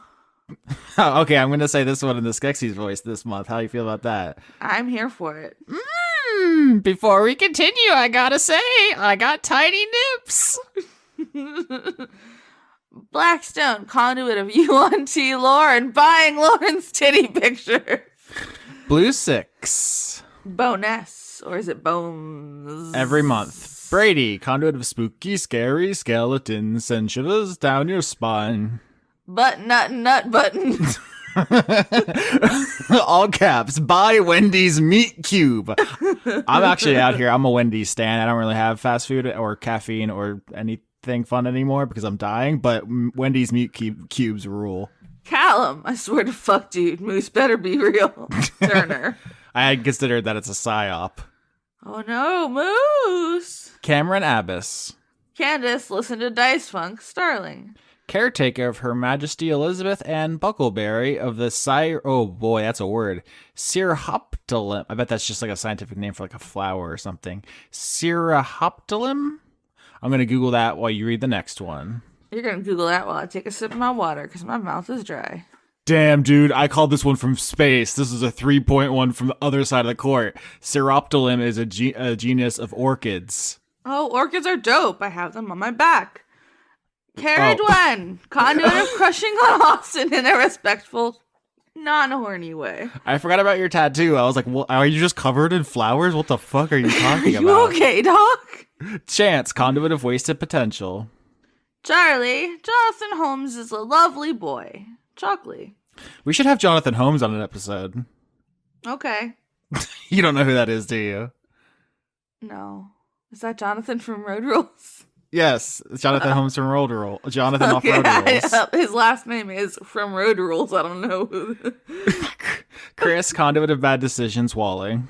Christ, man, the resurrected, looking for brains to snack on. He's a lich, not a zombie. We've established this previously. Nerd! Christopher Charlow. Coho Blast. Completely legit, Callum Turner. Callum, your name raises more questions than it answers. Oh no, there's two. Now they gotta fight each other. Oh my god, they almost snuck that past me. They have to fight. That's fair. Corm is about to start his dream job. Follow your dreams. Good job. I'm proud of you. Cormac the Knife, conduit of knives. I mean, if you know who you are, you know. Cause Midnight, conduit of dark matter. I know that's just like a space thing, but it's also the final boss of one of the Kirby games, and I'm picturing that guy. It's extremely good. Is he cute? No, the final boss of every Kirby game is like a terrifying horror monster. You know who's cute? Dogs. King Dedede. I like King Dedede. He's a bear. He's a penguin. What'd you say? I said King Dedede is a bear. He is? Not the animal. Never mind. Counter fifth. Oh, no, I just got it. Thank you. Sierra Saldana, prophet of R and Jesus. Q, Spooky Cumber. Bitch. Spooky. Oh, okay. Daniel Marsden, conduit of unnecessary consonants. Daria, go freaking right. Davis Fridley. Dawning Frost. Deathworm Jim, conduit of goblins. Goblins? I think they want us to say it like that. Goblins. Our patented goblin voice. Catch him in bed with a goblin. Decibel. Dennis Pancake Detlefson. DM Tau, now I have to deal with player shenanigans. Don Johnston. Dorian, conduit of devotion. Dr. 101. Dr. Isix. Dragon Nexus, conduit of taking too long to support you. Don't feel bad. I can't support half the artists I like. Oh yeah, it's hard out there, homie. But I appreciate everyone who can, like Dylan and Rillin or Dylan and Rylan. The same joke we make every month. The dog. I'm just gonna fuck it up again. Dylan and Rillin or Dylan and Rylan. The dog listening on a lazy Sunday morning. Also, dishes. Dylan, conduit of. Well, come on, Dylan. You're gonna make me say this with my mouth? It's the only mouth I have, Dylan. Dylan, conduit of panties on your head. I don't even like the word panties. It's not for me.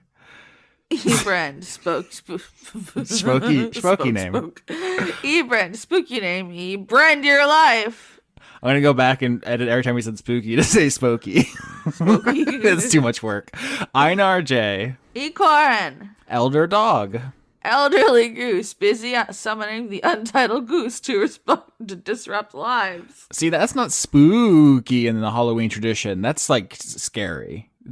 Geese are terrifying in like an un-Halloween way, you know? I love them. Too much for me. They have so much neck.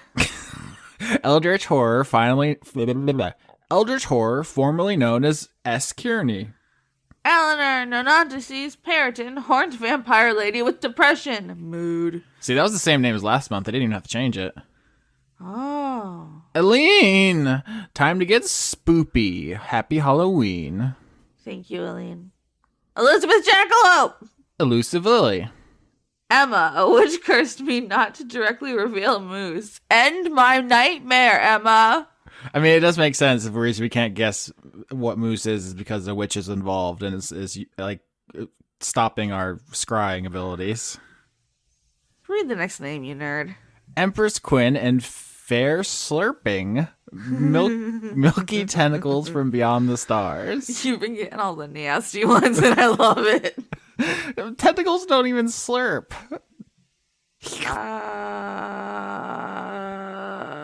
Indigo Bandane.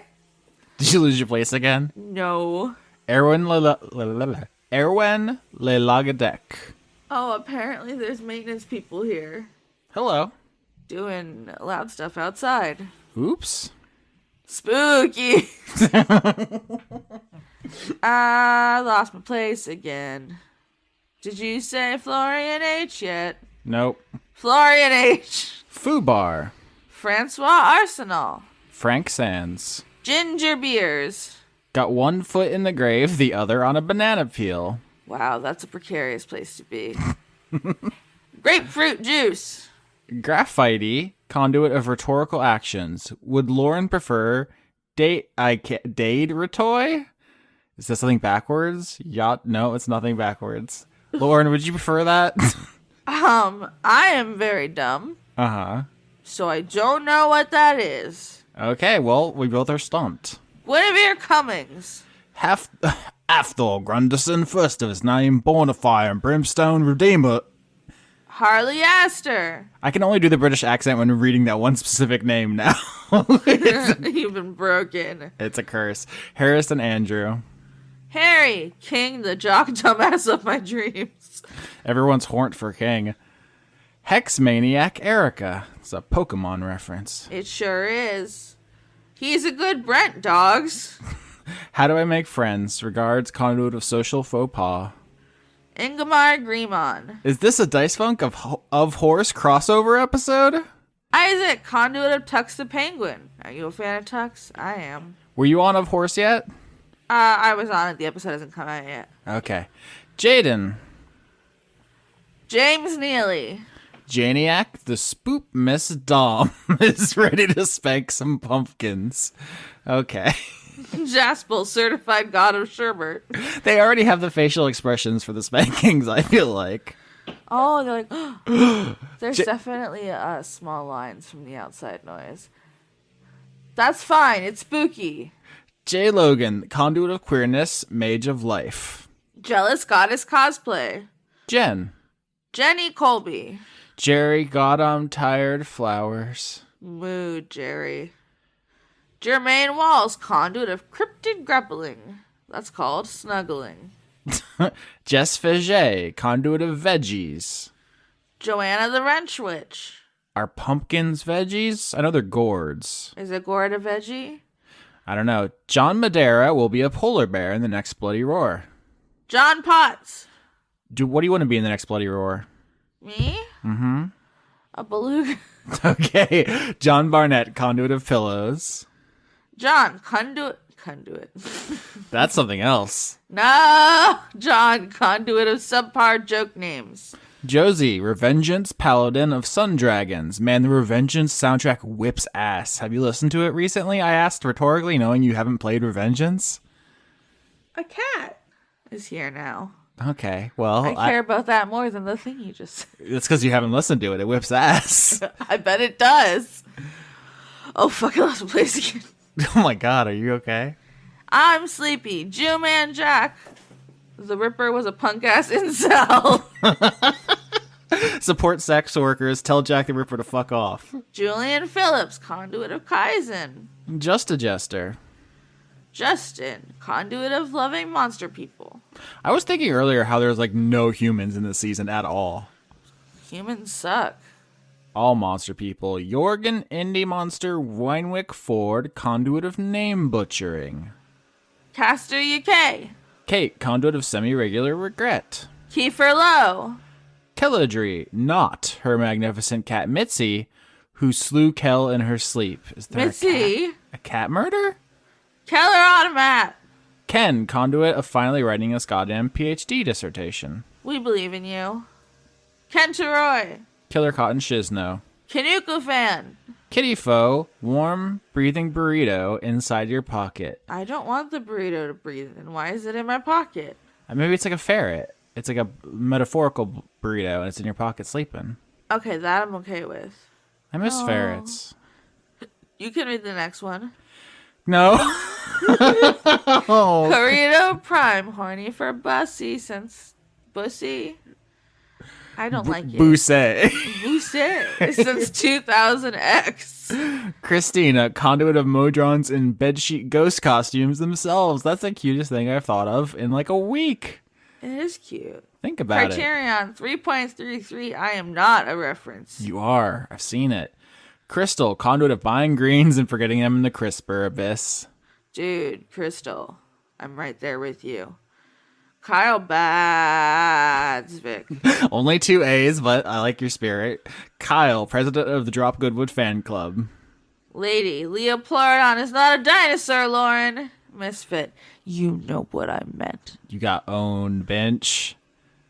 I'll never be owned. It's a Cretaceous animal. It doesn't make it How a about dinosaur. you suck my dick, Austin? You didn't even know what they were. Lana Seawolf, Lady of Bones. Larry Yellingman, who has a really cool podcast called Humans Hollering at News, and I was on an episode. You should check it out. Wow, you cheated on our podcast, huh? Oh my god, you're such a baby. Lassie or Lass, Lasse, too poor to patron cruise last month. Sorry. Don't be sorry. It's a miracle anybody can do anything in 2019. Ever. I appreciate everything. It's amazing. Incredible. Mwah. I love Lauren's you. mom's grown duck conduit of cuddles. They got tired of you correcting them about whose duck it was. Well, because if I had a duck, there'd be a lot. It'd like literally be the only thing I talked about for like ever. Do you like ducks more than geese? They're different. You don't have the courage to take a stand. I like them both. Ducks are little homies, and then geese are little monsters that I love. Levi the Ghoulie Gob. Let Cordelia for you coward. I did. I've been so nice to Cordelia and her just the worst plans. She should be dead. You cannot kill Lauren. I give you an inch and everyone demands I give you a yard. It's because they love me. They do. Also, who doesn't love Lauren? Liam Sutton, conduit of headaches. Lauren Cates, going for Halloween, has 17 pounds of Bozog kicks in a 10-pound bag. That would be great to explain to the cops. They're like, why'd you kick this person in half? And they're like, well, listen, there's a D&D podcast. This is going to take a while to explain. And then they just shoot you. Oh, no. Loki, a meat prison fueled by pumpkin spice. It's relatable. My mouth. Ludovico Limited. Lulu Skidoo. Luther, the conduit of birds that go, ooh. What do they go? Ooh, ooh. Manticore Death Lord. Matt Collier. Matt Lackitz is finishing his goddamn PhD dissertation. Oh, the anxiety. I believe in you. We got a lot of doctors in these credits. Matthew, listen to Dice Funk and Neo Scum Schultz. Maximum Side Boob 8, Fellowship of the Side Boob. Maybe the real Squid Cap was the friends we made along the way. I have a confession to make. What's that? I drank some non-dairy chocolate milk, Oh no. and chocolate has caffeine in it, so I have been a bad boy. Why are you just in the middle of the credits feel you have to fucking narc on yourself? Because I couldn't think of a joke. Majin, conduit of screaming internally. Melbourne. Melissa the Dice Goblin. Oh, they gotta do the Skeksis voice.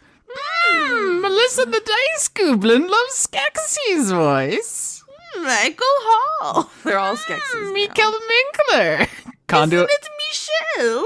conduit of Zungenbrecher. Fuck off. I know how to do words. Midlife stasis.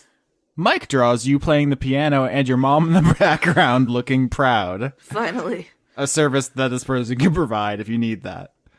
Miko from Finland. Miles, conduit of being a pharmacy student. I just read it. Mitch McConnell's missing chin. Fucking wrecked. That's where it's been this whole time. Modified Matthew. Mordekainen's student bedsit. What does that mean? Mordekainen is a canonical wizard from D&D's story. Okay, nerd. You asked. Mr. Willie Phoenix, Steven, Lesbian, Seagull, Pooh Bear, Shaker. You weren't ever curious when you were looking through the spell book why the M section has a bunch of spells called Mordekainen's X or Mordekainen's Y? You just accepted that? Yeah, it's D&D. My Valentine is postmodern artist Cy Twombly. Namita Neskin's Conduit of Allergy itself. Nathaniel Homan. Nicholas Dominic. Nicole Woodruff. One particular weasel. Which weasel? That weasel. Which one? The weasel with the power. What power? Who's on first? Paye Rabsberg. Rabjerg. Apparently Paye Rabjerg is on first.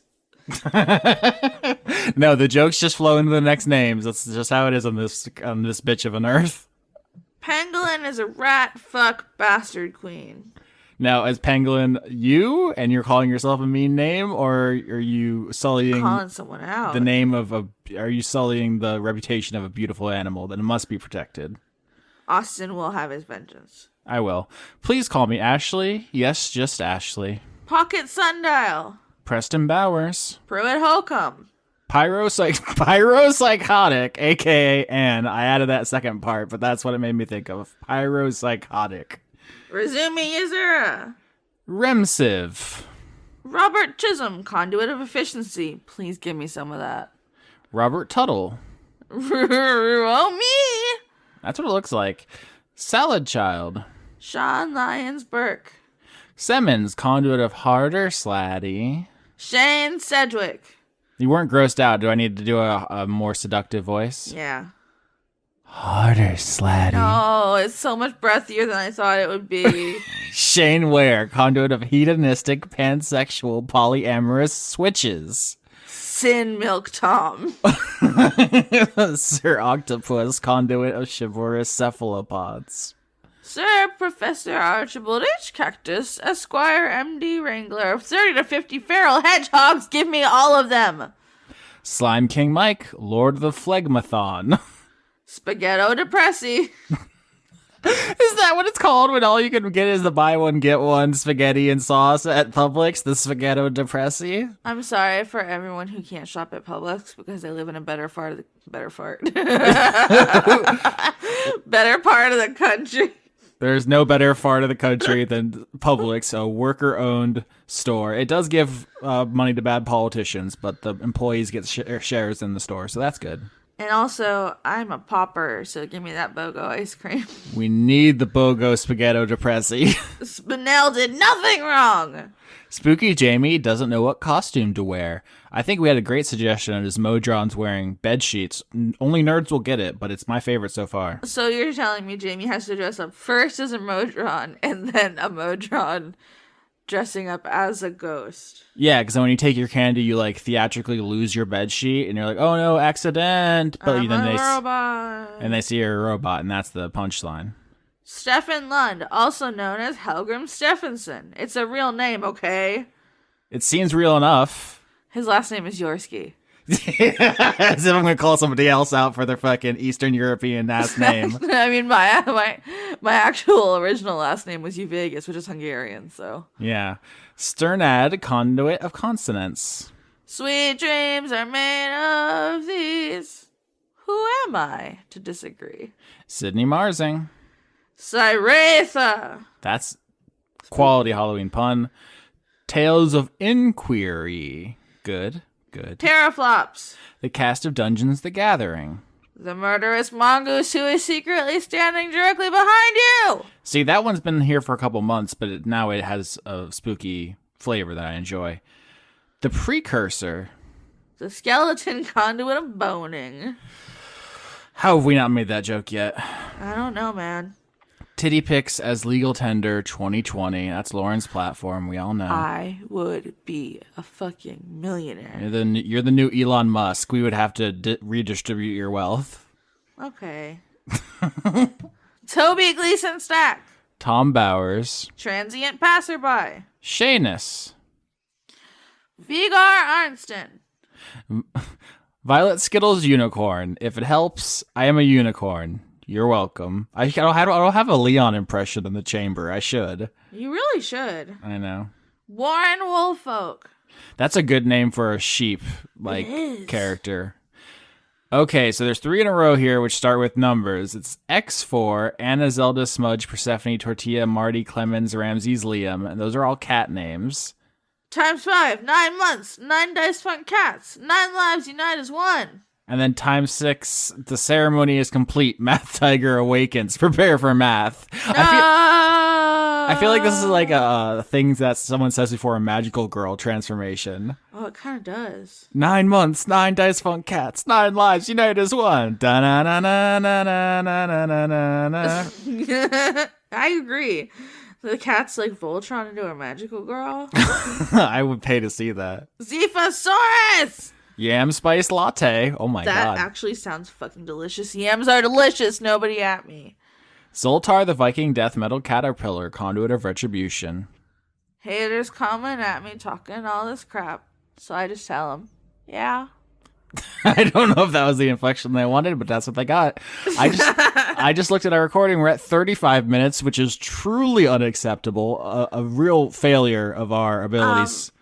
Or if you think about it this way, it's spooky. I don't think of it that way at all. Support the show at patreon.com/Austin Yorsky, patreon.com/Weekly Manga Recap. That's Chris. Patreon.com/ofhorse. That's Conrad. Patreon.com/Laura K Buzz. That's Laura. We're also on everything from iTunes, Podbean, Google Play, blah, blah, blah. You know the things. They're in the description. Read them. Lauren, where are you? Rargalicious. RAWRGLICIOS. Twitter. I sell titty pics. Buy them. They're good. Music's in the description. Anything else? Sorry, Sketch. Bandcamp.sketch.com? Oh, I meant for the 36 minutes, but also .bandcamp.sketch.com.bandcamp. All right, we got to do a shorter one than 36 minutes. Take 2. I'll start at the top. Some of us want to go back to bed. Some of us should have read faster. Joseph Tombrello. Back to the top. I know where you live, and I will destroy you.